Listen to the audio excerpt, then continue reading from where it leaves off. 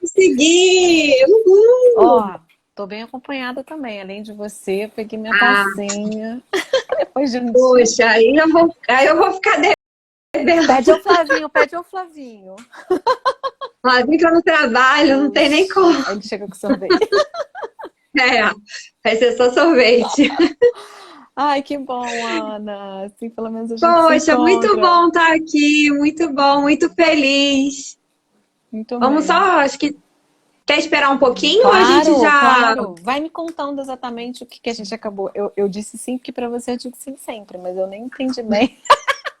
Eu andei futucando, entrei, me inscrevi lá no Direito no Ponto. Conta um pouquinho aí para mim disso e como que é o que você está pensando para Ah, hoje, quantas pessoas vão chegando. tá, vou falar só um pouquinho. O canal, na verdade, eu recebi o convite de alguns outros amigos aqui do MP e eu tinha feito uma proposta, né, de tentar colaborar um pouco gratuitamente. Algumas pessoas estavam me procurando por conta da aprovação do último concurso, também lá do Paraná, então algumas pessoas me perguntaram. E eu já fiz uma live com o William Ackerman, da Defensoria do Rio. E algumas pessoas foram me perguntando, aí eu fiz uma proposta de convidar alguns professores e tentar solucionar algumas dúvidas. É, E aí eu te convidei porque surgiu uma dúvida ultra mega blaster que eu não ia ter a menor condição de responder. Te agradeço muito por estar aqui, eu acho que vai ajudar muito o pessoal. E o canal do Direito no Ponto é para, enfim, deixar dúvidas lá, que Aham. alguns colegas vão responder, tudo gratuitamente, para quem puder assistir, na hora que puder assistir, e Maneiro. tentar ajudar aí o pessoal da forma que puder. Maneiro. Bom, se eu não souber, eu juro que vou pesquisar. A dúvida é Mega Não, Master Blaster.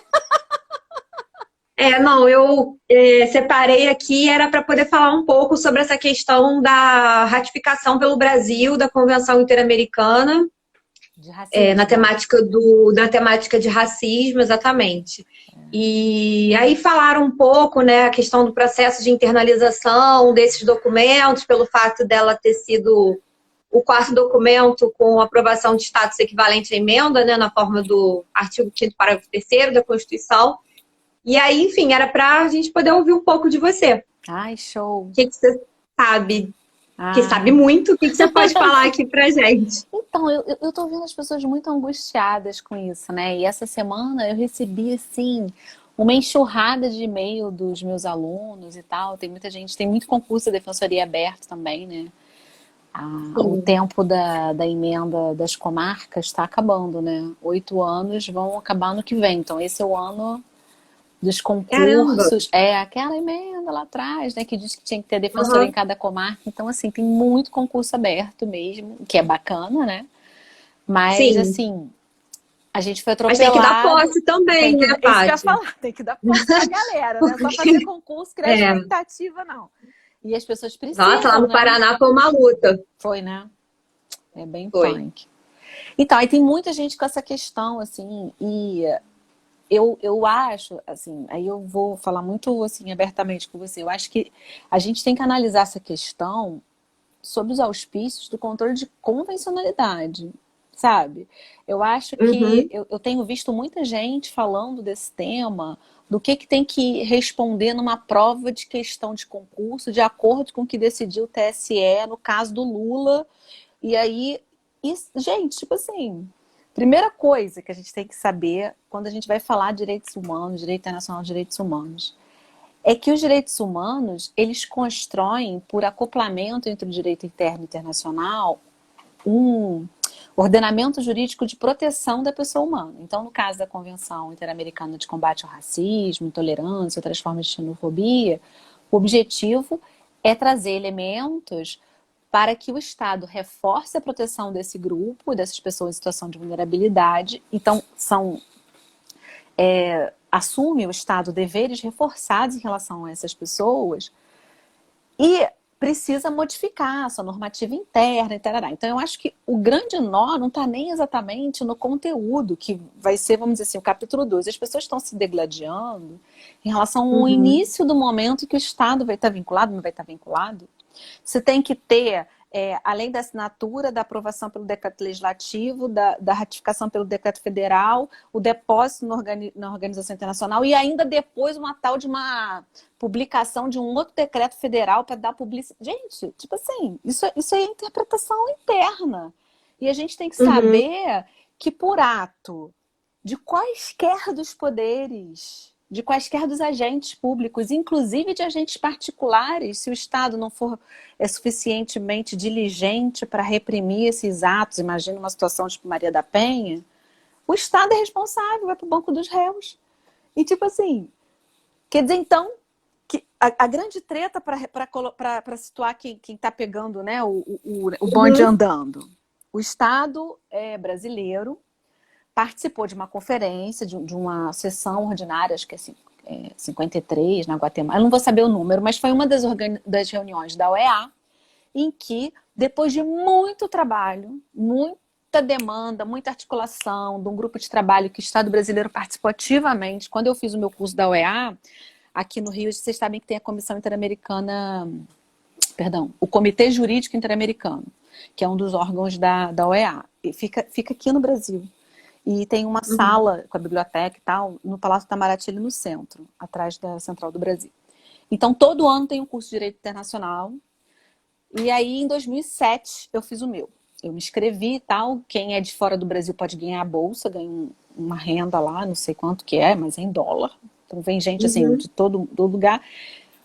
A gente discutiu a Declaração ou Convenção dos Povos Indígenas, que já estava há 19 anos em vigor. E se começou a falar sobre um grupo de trabalho que o Estado brasileiro estava querendo implementar para poder fazer uma convenção contra o racismo. Aí as águas rolaram, aí o pessoal do movimento LGBT, e aí eu já estava lá no Conselho Estadual LGBT, começou a puxar a corda que, bom, só racismo não, tem muitas formas de discriminação e intolerância. Aí quiseram incluir o tema da discriminação e intolerância nessa convenção.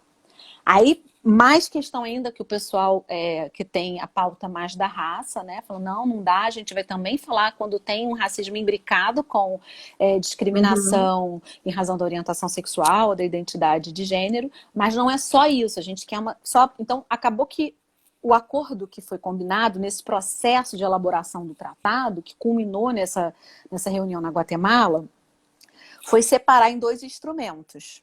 Então, na mesma data, se aprovou pelos plenipotenciários, lá, os representantes dos estados, 2 textos. E aí o Brasil, naquele momento, já assinou, lá em 2013. Esses textos vieram para o território nacional. Aí, isso assim, é o Estado brasileiro lá fora, né? Então, é o primeiro passo de um processo de ratificação de um tratado, que é um processo muito importante, principalmente quando a gente está falando de direitos humanos. Por quê? Porque o Estado, ele, em matéria de direitos humanos, em razão de todas as atrocidades que aconteceram, principalmente no pós-Segunda Guerra, e que vier, né, que fica... As atrocidades não aconteceram só na Segunda Guerra, mas na Segunda Guerra foram os europeus que estavam na mira da arma, não eram nem os indígenas, nem os negros, né? Porque genocídio tem, né, um tempo assim, né? Só que aí o povo resolveu se organizar para fazer, então, nunca mais, vamos parar com isso. E aí aconteceu o quê? Teve a Liga das Nações, vieram as Nações Unidas, né? Os organismos internacionais começaram a se preocupar com direitos humanos, a pessoa humana emergiu como sujeito de direitos internacionais e os estados falaram assim, olha, eu não vou mais dar conta de sozinho, sem uma fiscalização externa, olhar para quem está no meu território, não. Eu vou, no exercício do meu poder soberano, aceitar um monitoramento internacional. E aí é muito importante o processo de ratificação, porque é nesse processo que o Estado participou das discussões, fez uma porção de debate sobre o texto, né? O consenso é o dissenso razoável, se chegou àquele acordo do mínimo razoável para constar no papel, teve aprovação na conferência, né, internacional, no caso, o período de sessões ordinário. Beleza, traz para dentro, porque não pode ser um papel só do executivo, tem que ser, do executivo e do legislativo. Aí, o governo, como fez na época da ditadura militar, ficava bem lá fora, chegava aqui e engavetava a porra toda, né?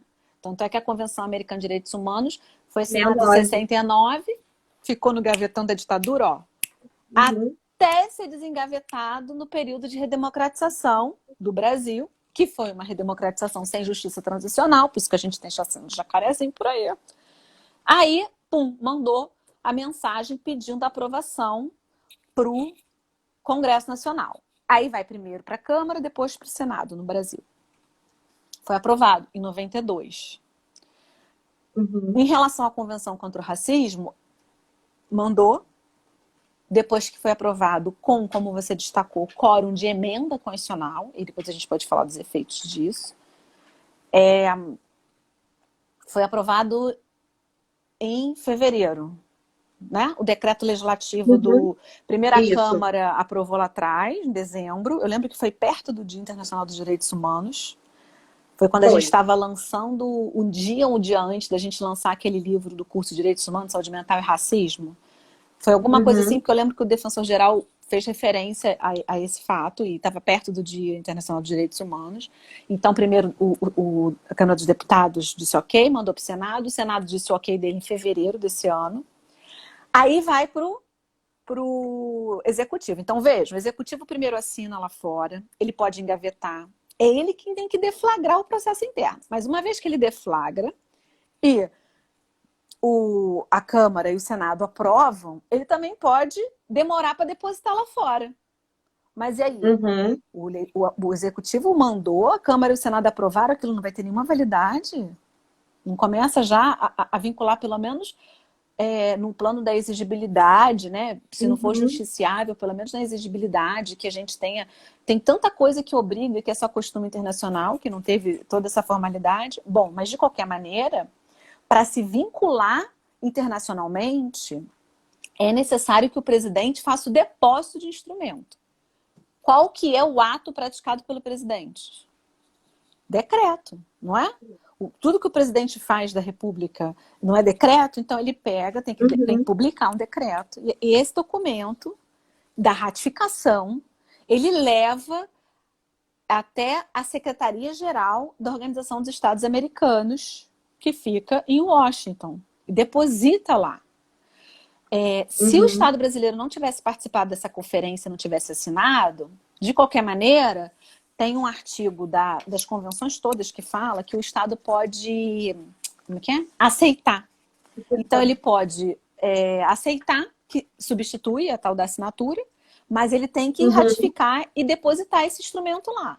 Aí esse aceite vai depender da regra interna de cada Estado, assim como a ratificação também.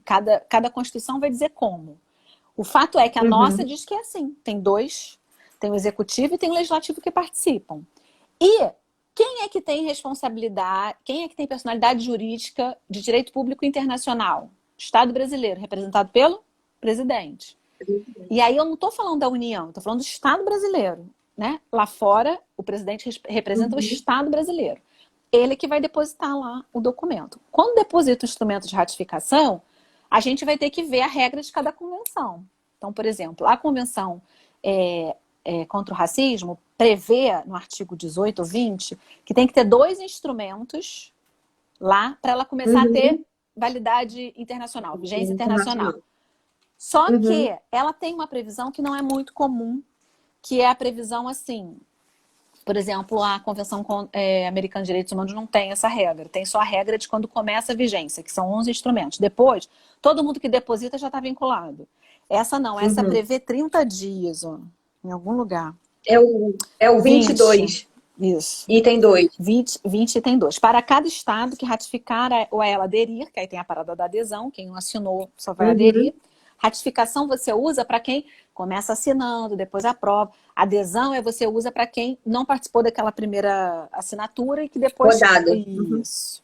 Após o depósito do segundo instrumento de ratificação ou adesão, a convenção entrará em vigor no 30º dia a partir da data que o Estado tenha depositado o instrumento. Então, a gente está vinculado, tem vigência, só que está um período de vacácio. É igual uma lei, que quando é publicada, ela já é vigente, mas assim, ela está no período de vacácio.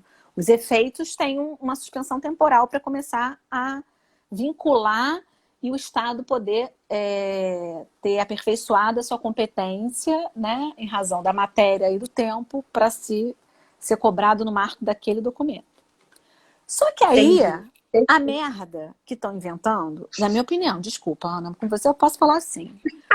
Não, sabe por quê? Porque ou a gente vai fissurar esse sistema e lutar pelo controle de convencionalidade, a gente vai ficar babando o ovo desses malucos aí que ficam dizendo, rasgando a autoexecutoriedade dos tratados internacionais de direitos humanos que tem status de emenda constitucional. Não é qualquer coisa, não. É emenda constitucional, é Constituição formal. Fica dizendo esse negócio que tem que publicar. O que publicar o quê, menina? Publicar mais o quê? Já não está publicado, já não tem decreto, já não tem a convenção, já não está no site da OEA, que é o sítio próprio. A gente já não pode ser responsabilizado internacionalmente. A gente vai ficar o quê? Vai ficar dizendo, não, porque essa pessoa que hoje é presidente da República tem que fazer um outro decreto. Não, porque ele realmente é super antirracista, ele vai fazer rápido esse decreto. Gente, é muito poder, tipo assim, é como se todo esse processo a gente pudesse jogar no ralo. Não faz sentido isso. Na minha cabeça, do controle de convencionalidade não faz sentido. Mas o povo fala que que precisa. Tem doutrina que fala, doutrina tradicional, principalmente do direito internacional público, que é da onde a gente tira esse ramo do direito internacional de direitos humanos. Mas o direito internacional público não tem as mesmas regras protetivas do direito internacional de direitos humanos, não pode ser tudo aplicado. Então, assim, eu tenho um problema com essa história de que a gente não está com vigência interna da convenção. Ó, tem gente que vai dizer o contrário do que eu tô falando, tá? Tem gente que fala o contrário. Fala assim, não, porque é o que você tem que responder na prova. Entendeu? Eu não vou falar isso. Eu vou dizer assim, aluno querido, se cair essa meleca na sua prova, eu te ajudo a fazer o recurso. Porque eu tô bem acompanhada. Aqui, gente, Antônio Augusto Cansado Trindade, tem um montão de gente aqui que me acompanha nesse negócio, que essa publicação é uma exigência que não tá nem escrito. O próprio Celso, que foi meu professor na UERJ, tá? Esse homem morreu. Celso Albuquerque Mello, eu trouxe, minha filha. Achei, que eu tenho os livros dele tudinho. Tá lá falando da promulgação, que tem que publicar, não sei o que lá, dizendo que é praxis. E bota lá, contudo, não tem qualquer fundamento constitucional. Porque é aquela Convenção de Viena, Direitos Tratados, que é o fundamento para poder publicar. Só que a Convenção de Viena, de direito dos tratados, é direito internacional público.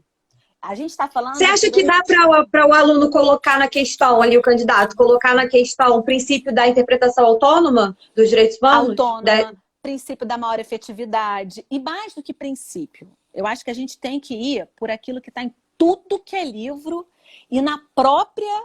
Olha aqui, tem opinião consultiva da Corte Interamericana. A gente está vinculado... Gente, olha só, primeira coisa. Quando a gente fala de direitos humanos, não adianta ler o texto e fazer a interpretação tupiniquim, não. Nem argentina, nem chilena. É controle de convencionalidade. A última palavra na interpretação é a Corte Interamericana.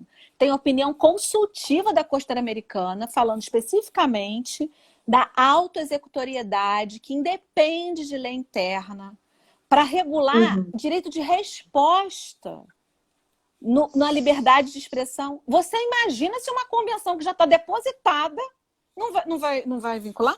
Eu não consigo entender esse negócio, não. Não consigo mesmo, Ana. Assim, eu acho que a gente tem que ensinar os juízes, sabe? Sim. A gente tem que ensinar os promotores, ensinar os defensores.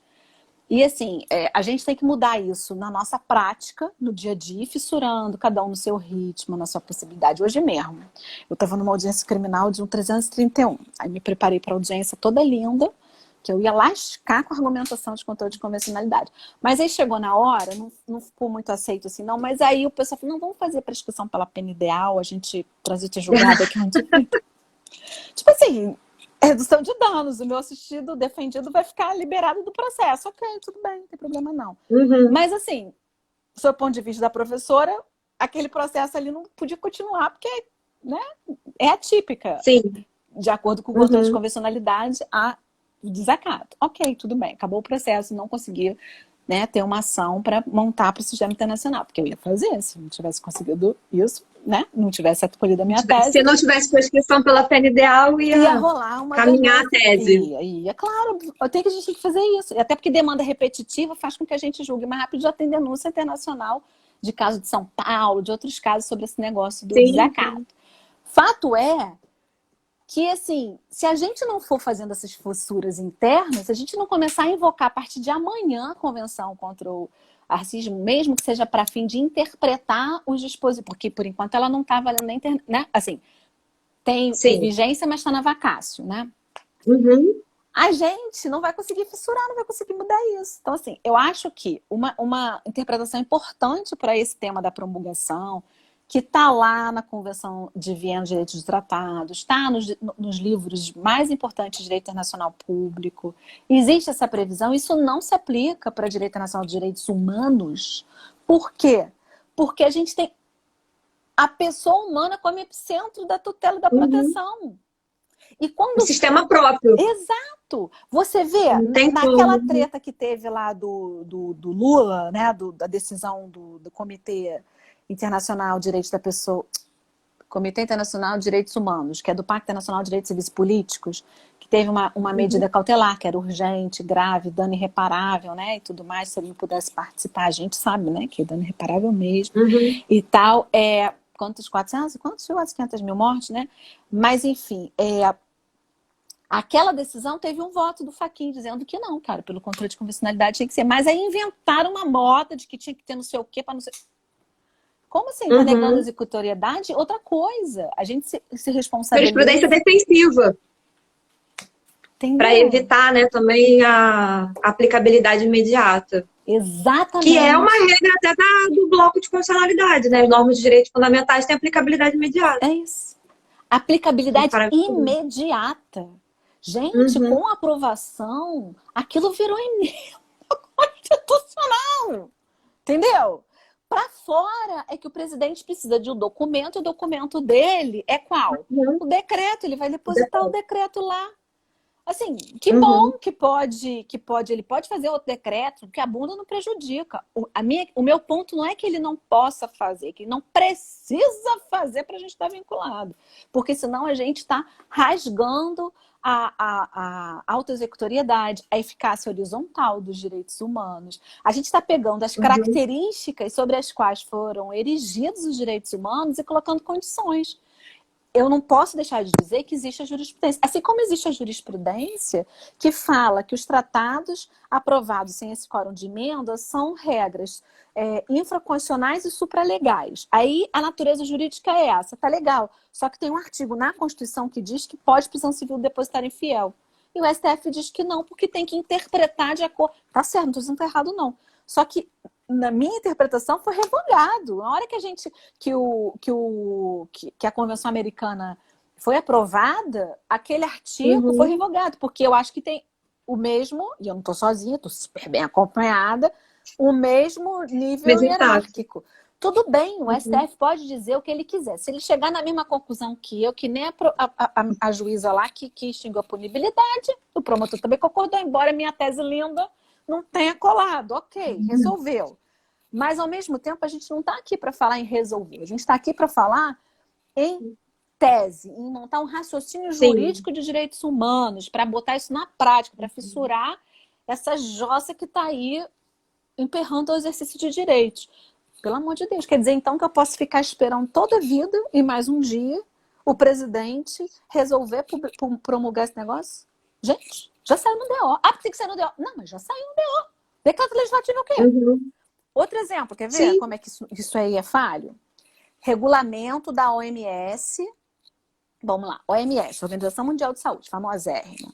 Tem uma Constituição, que é a carta que funda a OMS, chama Constituição, 1946. É uma das poucas organizações que tem poder regulamentar. A Assembleia Geral pode criar regulamentos, fazer um regulamento que imponha obrigações para os estados, membros da OMS, obrigações sanitárias. Certo? Certo. Foi aprovado uma mudança no regulamento em 2015. E aí você pode ter emergência de saúde pública de importância internacional. Pandemia é um desse negócio.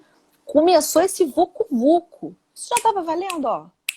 Gripe A1N1, já estava valendo, ó. Todo mundo estava passando por isso. Só não foi essa pandemia de corona, de Covid. Sim. Mas aí quando o pessoal sentiu que o negócio ia chegar aqui, eles aprovaram aprovaram o regulamento por decreto, publicaram por decreto. Se vocês olharem aí, se eu não me engano, em início de janeiro de 2020. Mas já estava valendo há muito tempo. Não precisava disso, já estava valendo, já estava vinculado a isso. Então, assim, É para a gente poder ver que isso não é uma coisa absoluta. Entende? Uhum. Isso é uma coisa que vai Sim, muito entendi. de humor. E não dá para a gente deixar o humor do governante de plantão determinar. Ou a gente está vinculado, ou a gente não está vinculado. E a gente Uhum. vai ser chamado a responder.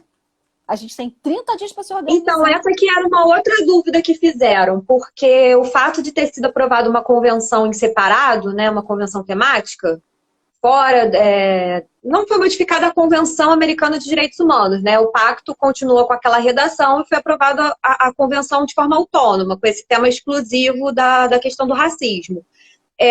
O Brasil continua sujeito à jurisdição contenciosa da Corte em relação a essa vinculação, ou por não ser a CAD, o Estado brasileiro não poderia responder na Corte? Não, não. Olha só. Isso é uma das grandes diferenças entre o sistema regional da OEA e o sistema da ONU. O sistema da ONU, como engloba todos os países do mundo, para cada convenção temática, ele prevê um órgão responsável, que a gente chama de comitê. Então lá, convenção, inclusive contra o racismo, né? Tem uma convenção, na verdade não é contra o racismo lá, é contra a discriminação racial. É Convenção Internacional para a Eliminação de todas as formas de discriminação racial. Tem o comitê. Aí o comitê, todo mundo que assina e ratifica é obrigado a mandar relatório de todas as convenções. Mas aí eles vão criando protocolos se a pessoa, por exemplo, vai poder fazer petição individual, se vai aceitar. Algumas têm negócio de investigação em loco, parará pão duro. Uhum. Petição individual tem que ser específico e tal. Isso é ONU. ONU, cada convenção tem o seu próprio comitê. Uhum. Na OEA, você tem o seguinte: todo o sistema é baseado em 2 órgãos. Um, que nasce resolução de ministros de Relações Exteriores, depois muda para a Assembleia Geral, depois muda para órgão da OEA, que é a Comissão Interamericana de Direitos Humanos. Então, os Estados Unidos nunca ratificaram nenhum tratado de direitos humanos, mas são membros da OEA, podem sentar no banco dos réus da comissão. Uhum. Bom, e veio a CAD, o Pacto de São José, que fala novamente da Comissão Interamericana, para fim de dizer que é para a Comissão Interamericana que vai o sistema de petições individuais, e a Corte para quem aceita a jurisdição obrigatória da Corte Interamericana. Vejam que a Corte Interamericana não é um tribunal estrangeiro, porque tem um outro povo que também vai dizer que tem que ter negócio de exequatur, que putz grila. Não é tribunal estrangeiro, então não é sentença estrangeira. A gente faz parte desse sistema. Tá? É um tribunal internacional. Internacional. É muito diferente. Internacional a gente compõe também. Estrangeiro é que é outra jurisdição. A gente diz, eu quero, aceita essa jurisdição. Então isso é internacional, não é estrangeiro. Bom, voltando para a história da sua pergunta. A pessoa que sofre hoje racismo, vamos contar, faz conta que a gente está 30 dias na frente. Racismo. Todos os documentos que o Estado brasileiro já ratificou podem ser invocados para analisar aquele caso. Certo? Então, a gente continua vinculado a tudo que a gente está vinculado. E o caso pode trazer violação, pode versar sobre violação da Convenção contra o Racismo, da Convenção Americana, de todas as convenções. Inclusive, porque a Convenção contra o Racismo, ela tem muito mais a finalidade de especificar os deveres do Estado do que falar dos direitos. Os direitos são os mesmos. A questão é que você não tem assim um super rol de direitos aqui. Você tem os deveres do Estado em relação a esse grupo. Os direitos são aqueles que já estão previstos, tudo que é. Então, se for uma mulher negra vítima de violência doméstica, você vai invocar a Convenção Belém do Pará. Se for um homem negro torturado, você vai chamar a Convenção contra a Tortura. Certo? Só que além disso, você vai interpretar tudo isso de acordo com os novos deveres. E aí essa convenção dá um upgrade, porque ela conceitua racismo, ela conceitua intolerância, ela conceitua uma porção de coisas que não tinham sido conceituadas ainda. E ainda traz uma parada que é o conceito da discriminação múltipla ou agravada. Mas antes da gente entrar na convenção, se você tiver alguma dúvida sobre ela, só para deixar bem amarrado. Toda petição individual vai se submeter ao mesmo sistema que já está lá na Convenção Americana. A pessoa vai Uhum. reclamar contra o Estado na Comissão Interamericana. Se aquilo ali chegar até o final, na recomendação, né, no relatório de mérito, o Estado não cumprir por pedido dos peticionários, pode ir para a Corte Interamericana. Vai seguir. Ela cria um órgão, um comitê especial, mas que, veja bem, não é para as petições individuais. Onde é que está o artigo disso?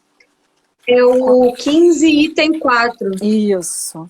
Será estabelecido um comitê interamericano para prevenção e eliminação do racismo, discriminação racial e outras formas de discriminação e intolerância, o qual será constituído por um perito nomeado por cada Estado-parte, que exercerá as funções de maneira independente, cuja tarefa será monitorar os compromissos assumidos na Convenção. O comitê também será responsável por monitorar os compromissos assumidos pelos Estados-partes na Convenção Interamericana contra toda forma de discriminação e intolerância, que foi essa irmã que nasceu. Uhum. Isso não é novidade. A gente tem um comitê desse na Convenção Belém do Pará. A Flávia Piovesan, antes de ser comissionada, ela foi experta desse comitê da mulher, entendeu? Tem na Convenção Interamericana, como é que eles usam? Pessoa portadora de deficiência. Só que esse comitê não é o lugar para onde você vai indicar, direcionar as suas petições individuais. Elas continuam na Comissão Interamericana. Indo para a comissão. Continua a mesma forma de monitoramento. Essa que era a dúvida. Mesma forma de monitoramento, não revogou nada, só acrescentou. E assim, essa convenção especificamente, assim como a convenção contra meu Deus, violência, a Convenção Belém do Pará, Belém do Pará, fala mais dos deveres do Estado do que dos direitos, porque os direitos já são aqueles previstos, mas especifica de que modo as obrigações dos Estados de respeito, garantia e não discriminação precisam ser cumpridas para se alcançar a efetiva proteção dos direitos dessas pessoas que estão como alvo de causas imbricadas de opressão, de fatores de opressão imbricados, na verdade. Então, é muito importante que a gente tenha em mente que no direito internacional dos direitos humanos, as regras são sempre para somar, para proteger mais. Nunca pode ser um retrocesso, entende? Então, quer dizer, não, a pessoa que é negra, ela vai ter um espaço especial. Só pode para que comitê que ninguém conhece, ninguém sabe o que é, indicado por Estado novo. Pensa! Vai diminuir. Aí você tem a Comissão Interamericana, que também são expertos individuais indicados por Estado, mas tem uma votação aberta, todo mundo se mete, a pessoa passa por um escrutínio. Pouca gente sabe que a Flávia Piovesan foi experta da comissão antes de ser comissionada. Porque é um negócio muito mais, entendeu? Assim como muitas pessoas são chamadas como peritos para casos específicos, né? Professores, doutrinadores. Então, a gente, assim, não pode nunca pensar que o sistema internacional vai se substituir ao interno. Mas também não pode ter uma pulverização muito grande de mecanismos, porque senão você não concentra o poder onde precisa ser concentrado, né? Até porque é briga de... A gente está numa organização de séculos. De séculos. De séculos.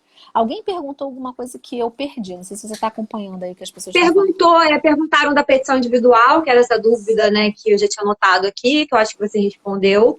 E o que eu vi foi isso. Eu tenho uma outra dúvida aí que eu perdi, mesmo, não consegui ver, porque passa rápido, né? Eu não consegui anotar, mas eu vou tentar anotar mais aqui das próximas vezes.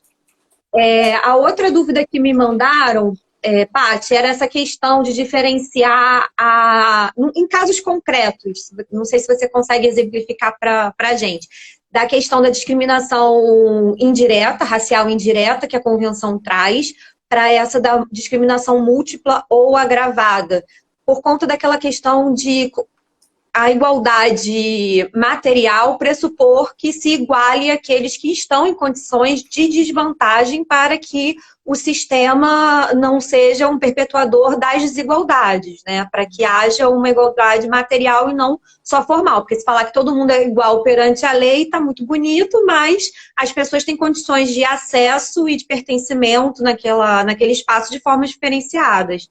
E aí os direitos humanos viriam justamente para tentar igualar o que na prática é desigual. Uma Mas coisa... em termos de assim, em termos de exemplo, você Sim, conseguiria sim, vamos... exemplificar para a gente ficar? Acho isso é um tema muito importante e a convenção consagra essa doutrina que é muito tranquila nos outros estados irmãos e que aqui no Brasil chega assim a passos de tartaruga, que é o Aham. tema do princípio da igualdade.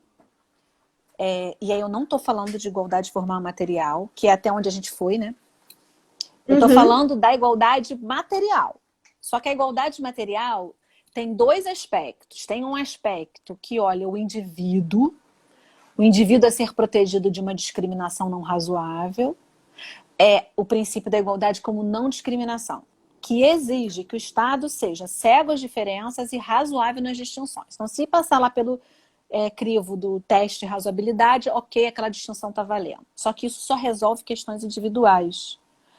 Aí, os outros estados, já estão anos-luz na nossa frente, nos ensinam que existe o princípio da igualdade como não subordinação, que não olha o indivíduo, olha o grupo em situação de vulnerabilidade.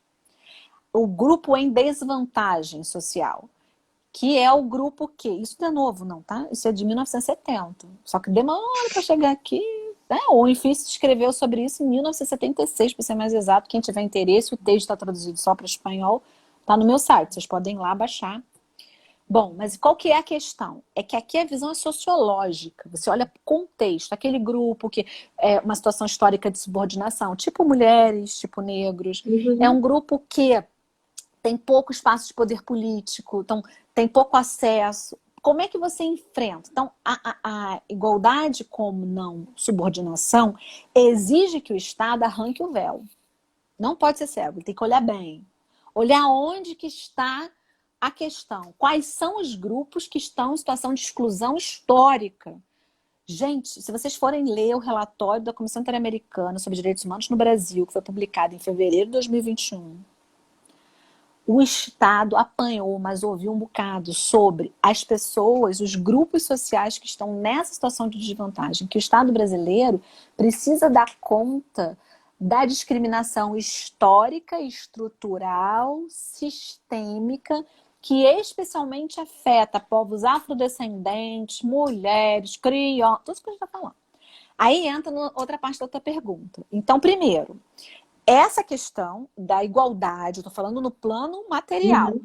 como não discriminação, que vai dar conta até um limite, por exemplo, a igualdade como não discriminação, tanto te dá argumento para defender que não pode cota, cota por raça, como te dá argumento Uhum. que pode responder cota por raça. Você não soluciona a questão definitivamente. Só soluciona definitivamente quando você fala de grupo, quando você traz o princípio da igualdade como não subordinação, porque aí cria para o Estado um dever de agir na implementação de políticas afirmativas, de medidas afirmativas de uma forma geral. Né? Que pode ser Uhum. cota, reserva de vaga para ingresso em concurso, e outras coisas, por exemplo, a ANADEP, que não precisa ser só de órgãos públicos, pode ser de órgãos privados também. A Associação Nacional de Defensores Públicos, em 19 de maio desse ano, lançou uma campanha contra o racismo. Foi aprovado no Congresso Nacional, e esse ano passado, mas aí ficou aquela confusão da pandemia, a gente adiou para esse ano, e tem uma série de ações que estão acontecendo nessa lógica de campanhas públicas, em que todo mundo tem que tomar parte, né? Então, Uhum. e essas questões vão falar de ações afirmativas que vão beneficiar o grupo, que precisam ser feitas para que a gente viva o Estado de Direito, que é o Estado da inclusão, em que todos têm que ser incluídos, tanto os excluídos para baixo, são aquelas pessoas que têm maior dificuldade de exercer os direitos com plenitude, mas são cobrados os deveres, vide sistema penitenciário, e os excluídos para cima, aquele povo que fica acima do bem e do mal, como disse a Comissão Interamericana recentemente no caso do Aécio Neves, né? Mas aí a gente vai para outro, né? Deixa para depois. Bom, aqui eu acho importante falar desse tema aí que você trouxe, da discriminação múltiplo agravada. Como é que eu entendi esse negócio? Na hora que você vai lendo, eu entendi com o exemplo da Aline Pimentel, que é um caso julgado pelo Comitê pela Eliminação de Todas as Formas de Discriminação Tá bom. contra a Mulher da ONU, não foi pela OEA, embora ela tenha sofrido violência. Se pautou o quê? Se pautou incorporar na teoria jurídica o conceito que vem da filosofia dos feminismos negros, que é o conceito de interseccionalidade. E isso já estava sendo discutido, tá? Pela teoria crítica dos direitos humanos, que vai beber nas teorias feministas, isso já estava discutido. E isso está tudo no calor, certo? Lembrem que o Brasil participou muito da escrita desse documento, como pautou muito a atuação da Comissão Interamericana para fazer o relatório. E aí, nesse caso da Aline Pimentel, ela, para quem não conhece o caso, ela era uma mulher negra que tinha um filho de 5 anos, estava grávida do segundo filho aos 5 meses, começa a passar muito mal, procura um posto, não colhem urina, não fazem exame de sangue, nada, mandam ela para casa com dipirona. Aí ela passa mais mal ainda, acaba indo para uma clínica particular, aí fazem uma ultra, o bebê estava morto há dias, e aí ao invés, e como estava morto há dias, começou aquele estado de apodrecimento, né? Provavelmente o útero estava muito frágil, e aí induzem o trabalho de parto para ela não foi submetida a uma cesárea. Eu ia dizer parto normal, mas esse parto é normal, né? Nessa circunstância. Então, aí ela piora, perde muito sangue, tarará. O que aconteceu? Ela teve uma hemorragia interna, não conseguia melhorar. E quando ela tá quase morrendo, delirando já, transferem ela para o hospital público em Nova Iguaçu. Quando chega lá, mandam ela voltar para pegar o prontuário, porque transferem ela sem nada. Aí a mãe pega tudo e ouve, né? Essa história que eu tô contando para vocês, desse enfermeiro, o pessoal que ficou assim comovido. Então essa mulher deixou o marido, deixou o filho. E nesse caso, a argumentação dos peticionários, que foi acolhida pelo sistema de direitos humanos, foi no sentido de que essa mulher era uma mulher negra, pobre, que está aí no epicentro da discriminação socioeconômica, da discriminação racial, da discriminação de gênero, e a mortalidade materna que ela viveu não é uma coisa por acaso, tem direta relação com o fato dela ter tido pouco acesso aos serviços de saúde reprodutiva, né? Para acompanhar, ela teve um atendimento de péssima qualidade, o Estado é responsável também pela clínica privada, então se carregou para dentro da decisão da CEDO toda essa articulação que vai falar que esta mulher sofreu uma discriminação múltipla ou agravada, porque as diversas condições, os diversos fatores se imbricaram no sentido de que ela foi sofrendo aquela opressão de uma forma mais grave. E esse foi o primeiro caso de todo mundo em que se decidiu sobre isso, sobre essa discriminação interseccional agravada ou reforçada porque imbrica gênero, raça, classe. E a situação de gestação. Então, a mortalidade materna é decorrência direta dessa discriminação. Quando a gente levou o caso, aí a gente, digo, movimento feminista, né, porque eu não fui peticionário, o caso para a CEDO e não para a Comissão Interamericana, que podia ter ido para a comissão, se avaliou o quê? O processo lá na CEDO é mais rápido. Tanto é que, coisa de menos de 2 anos, já tinha decisão.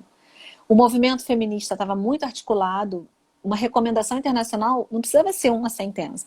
Os casos aqui no sistema interamericano demoram 10, 15 anos e precisava se aproveitar aquele time político, entendeu?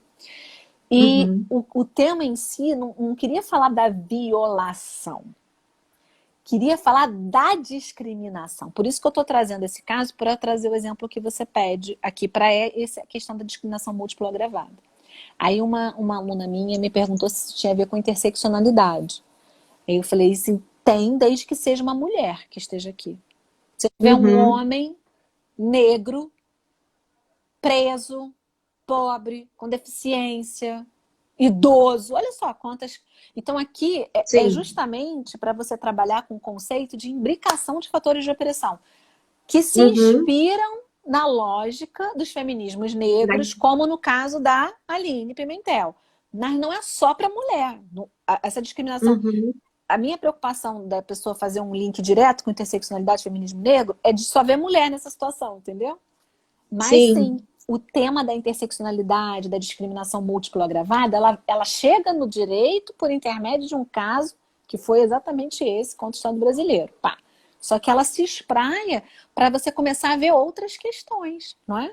Por exemplo, o Damião Uhum. Ximenes Lopes é uma pessoa com deficiência psicossocial ou transtorno mental, que estava em situação de privação de liberdade, né, numa clínica Uhum. psiquiátrica, mas a gente pode pensar em outros casos que tenham a possibilidade de você invocar isso. E invocar essa terminologia significa trabalhar com ela e significa colocar no Estado uma responsabilidade que tem sido muito trabalhada nos processos de tutela coletiva, que você é PhD, que é aquela questão do processo estrutural. Estrutural. Porque quando você Uhum. coloca o problema numa violação, como é que é também aquela expressão que aparece no relatório? Violação interdependente de direitos humanos, normalmente tem a ver com essas situações agravadas, porque a pessoa está numa situação de pobreza, está em situação de Uhum. precariedade habitacional, e aí aquilo tudo vai se somando. Como é que você dá resposta a uma situação como essa?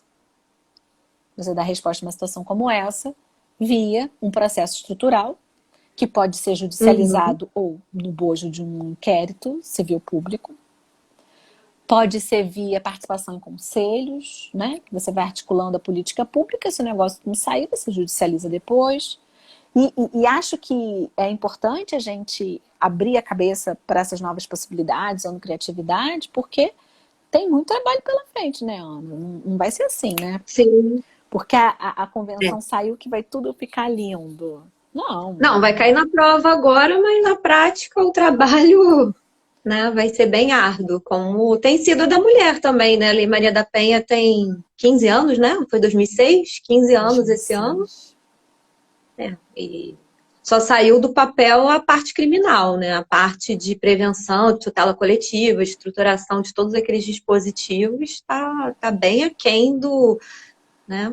Acolhimento, programa de renda, todas essas estruturas mais complexas, Estão muito aquém mesmo. bem, Até porque, né, muito. o Estado precisa revisitar sua estrutura patriarcalista para poder dar conta de fazer um enfrentamento promocional razoável. E a gente tem uma pessoa que está ali, não. É, muito, é muito complicado mesmo. Mas a gente não pode desistir. Não, as lutas são para gerações, né? Quem começou antes da gente, quem a gente que está aqui só um pouquinho e quem vai vir depois para continuar O o trabalho. trabalho.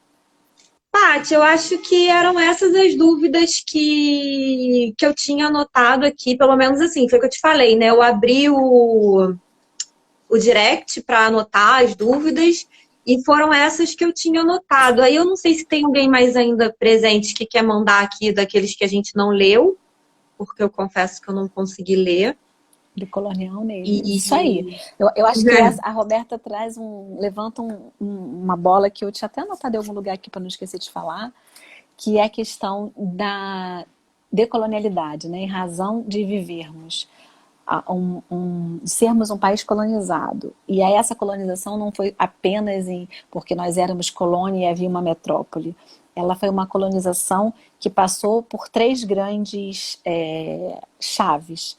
A gente tem a colonização do poder, que coloca a Europa no centro, a colonização do ser, que cria, inventa o conceito de raça. Por isso que a Convenção é tão feliz quando diz que o racismo consiste em qualquer teoria, doutrina, ideologia, Uhum. conjunto de ideias, que coloca a superioridade de um grupo sobre o outro. E a colonialidade do saber, que vai perpetuando o racismo, né, especificamente, e essas ideias que colocam a branquitude como o único alvo do sistema de privilégios. Então, pegando carona aí no que a pessoa falou, eu acho que é bastante decolonial, é produzir a decolonização do saber, fazer o enfrentamento para essas pessoas que estão aí falando de que tem que ter um outro decreto. Porra nenhuma que tem que ter outro decreto. Para direitos humanos é tudo autoexecutório, entendeu? Já vale, Uhum. já foi aprovado, é Constituição Federal, já está lá na emenda, entendeu? Porque senão a gente vai ficar aqui ao vedrinho, gente.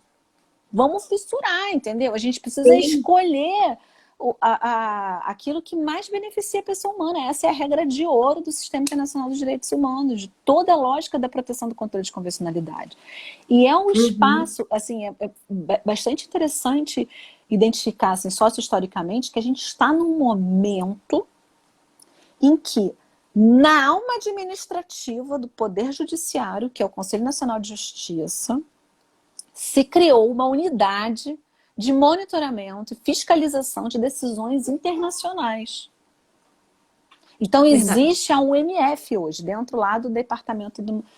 E essa UMF foi entregue na coordenação executiva para uma defensora pública da União, que foi DPI em casos importantes de direitos econômicos, sociais e culturais, que chamou uma defensora do Rio, para ficar com ela, Carol Tassara, um defensor lá do Espírito Santo, Hugo, para ficar com ela, que atuou muito emblematicamente na questão de ocupações de escolas secundárias, e uma defensora que acabou o doutorado agora, Mariana Pi, lá, gaúcha, maravilhosa, que tem uma visão super... Então, assim, é um recado.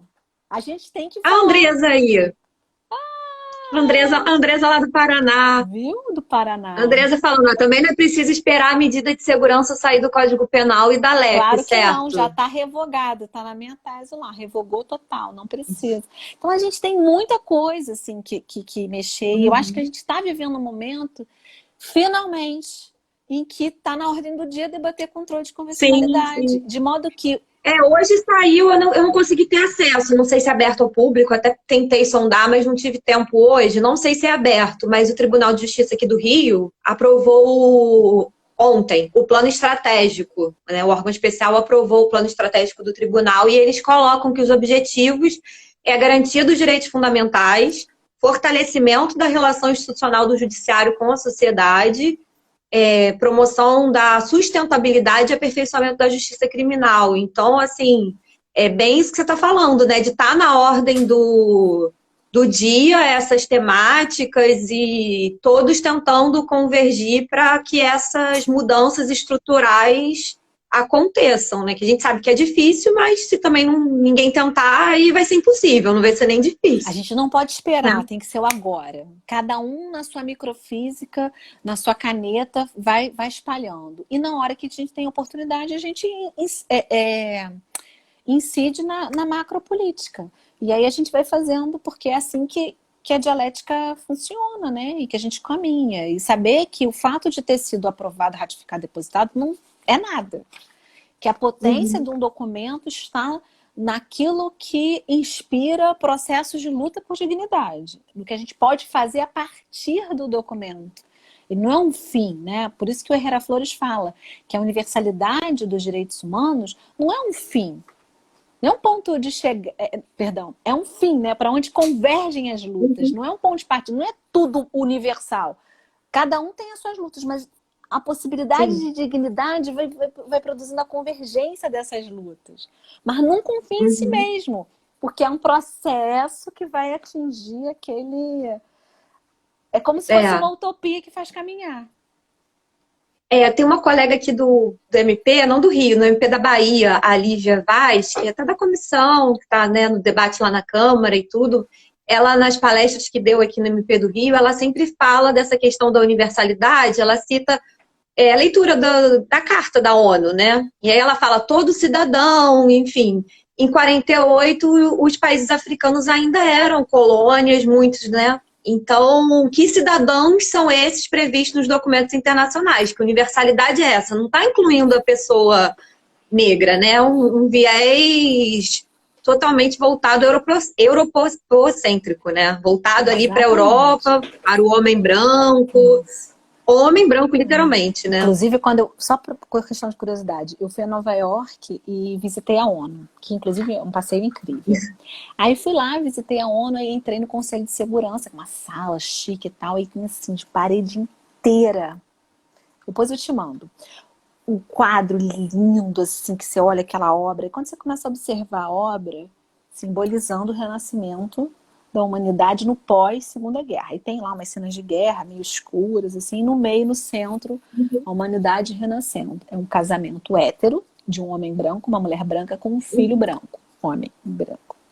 Aí você vê ali o quanto que a branquitude está se colocando no centro, né? Que ela é a salvadora, que é... Enfim, e o quanto que a gente tem dessa visão de que na zona do ser, dos direitos, estão os europeus, proprietários, homens, heterossexuais, preferencialmente cristãos. Então, cisgêneros, todo, assim, capazes no sentido do capacitismo mesmo, né? Então, tudo que é o diferente disso fica para a zona do não ser. E não pertence a essa humanidade, homem. Eu vou te mandar essa foto porque eu acho assim, quando eu olhei aquilo, tudo bem que se eu fosse há uns anos atrás, eu talvez não tivesse me tocado. Mas eu falei, gente, olha só o que significa. Tem isso também, né? O letramento vai levando a perceber as coisas de forma diferente, né? Conforme você vai. Tem um trecho da convenção que eu achei bem interessante, não sei se você também, mas por conta da questão de... A gente tem a questão das ações afirmativas por cota em concurso, toda a dificuldade que isso é, né? Ainda hoje, depois de mais de décadas sendo praticado, mas toda a dificuldade disso. E fala no item 5, as medidas especiais ou de ação afirmativa adotadas com a finalidade de assegurar o gozo ou exercício em condições de igualdade de um ou mais direitos humanos e liberdades fundamentais de grupos que requeiram essa proteção não constituirão discriminação racial, desde que essas medidas não levem à manutenção de direitos separados para grupos diferentes e não se perpetuem uma vez alcançados seus objetivos. Eu acho que se isso daqui não acabar com aquela discussão que tem do STF, né, da decisão do STF, de que é progressivo, de que tende, assim que for implementada essa igualdade de raça no acesso, acabar com as ações afirmativas, eu não sei o que vai acabar, porque eu não consigo ver nada mais expresso. Porque, assim, desde que uma vez alcançados os objetivos. E tá longe, tem 20 anos de cota, mas não tem objetivo alcançado, né? E essa regra eu achei bem legal essa regra não é uma inovação no ordenamento jurídico internacional nem nacional, porque já tinha uma regra muito parecida com essa, quase a mesma redação na Convenção Internacional de Combate à Discriminação Racial, que o Estado brasileiro ratificou durante a ditadura militar, que é, né, propaga aí meritocracia, que é exatamente um nome para garantia dos privilégios da branquitude. Então, assim, a única diferença grande é de status hierárquico, porque essa norma foi aprovada com quórum de emenda. A outra seria agora... de, como é que é? É infraconstitucional, mas supralegal. Agora, como você falou, não tem mais que discutir. É a Constituição formal. Sim. Serve de parâmetro para controle de convencionalidade. Temos muito trabalho pela frente, Ana, mas que bom que a gente teve a chance de conversar sobre isso. Eu achei ótimo, Paty. Obrigada, tá, pela sua paciência. Imagina. Se eu tiver mais dúvidas aqui do pessoal no direct, eu vou te encher o saco de novo. Super amei. Obrigada. E, ó, a Andresa, não sei se ainda tá aí, mas a gente tem que fazer uma da luta antimanicomial. Façamos. Aí eu convido você... que tem lá tem um canal que eu, depois do doutorado, resolvi botar umas coisas que estavam na gaveta para fora. É verdade. Então tem lá uma live que eu fiz com a Leide Bonfim, que é presidente da Associação Metamorfose Ambulante de Usuários de Saúde Mental da Bahia, atriz do local, uma mulher incrível. E tá lá, aí tem o megafone com a da discussão da DPF 635 pela vida das favelas, com o Daniel Lozoya e com a Patrícia Oliveira. A próxima vai ser sobre moradia, que vai vir a Dona Penha e a Maria Lúcia. E aí cada mês eu vou fazer uma, assim, com um debate sobre um tema, mas nessa proposta de que o direito tem que ser só um megafone. A voz não é da gente, a voz é das pessoas que já são muito potentes. E tem as pílulas de direitos humanos, que hoje eu fiz mais uma, por isso que eu tô de vermelho assim, tá vendo? Pílulas que tiram os véus A ideia é essa, né? De falar um pouquinho disso. Aí quem quiser, bacana, Paty. Tá convidado para visitar. Vamos visitar, sim. Eu assisti já um vídeo, muito bom, né? Teu canal é muito bom, tudo é bom, né? Você é maravilhosa, não tem nem o que falar. Que bom, que bom. Andresa, vamos marcar depois a próxima. A Andresa tá com a luta aí antimanicomial lá no Paraná, relacionada à questão de Maravilhosa! sistema A penitenciário, gente minha examinadora. foi? A gente troca um monte de É, figurinha. A gente esteve ela é junto maravilhosa. esse mês de maio foi intenso. A gente já entrou em junho, mas tá com gostinho de maio ainda. Não, foi ontem, né, que terminou. Mas é isso, Paty, obrigada, tá? Pessoal, que vai ficar gravado, se tiver alguma outra dúvida, manda no direct que eu vou anotando. Quando tiver uma quantidade razoável, eu abuso de novo aí da paciência da Ai, que Paty. isso, foi um prazer enorme. Aí pra próxima você traz sua taça de Obrigada. vinho. Tá, vou trazer. O próximo já veio devidamente abastecido. Tchim, tchim. Obrigada, Paty. Boa Boa noite. noite, Beijo beijo. grande. Obrigada, obrigada. Tchau. Tchau, gente.